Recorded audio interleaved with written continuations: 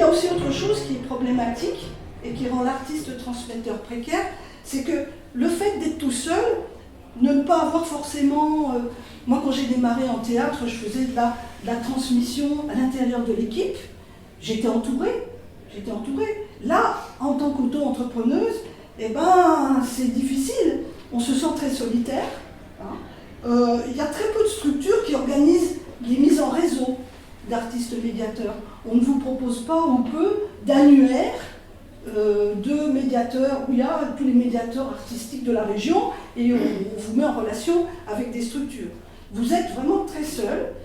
Et puis, donc du coup, les gens se retrouvent confrontés à des questions qui sont pourtant des questions collectives. La question du cadre, de l'espace, du lieu, du pourquoi, et puis de la formation.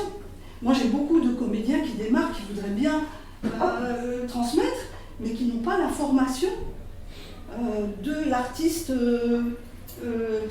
transmetteur. Moi, je me la suis faite, j'ai formalisé ma pratique. Je l'ai d'ailleurs, j'ai mis ma boîte à outils à l'INPI, mais pour beaucoup de gens, bah, c'est à force de faire des ateliers qu'on finit par savoir faire des ateliers.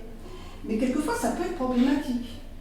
Ce serait pas mal quand même d'avoir une formation, il y en a, mais très peu, pour apprendre à devenir artiste transmetteur.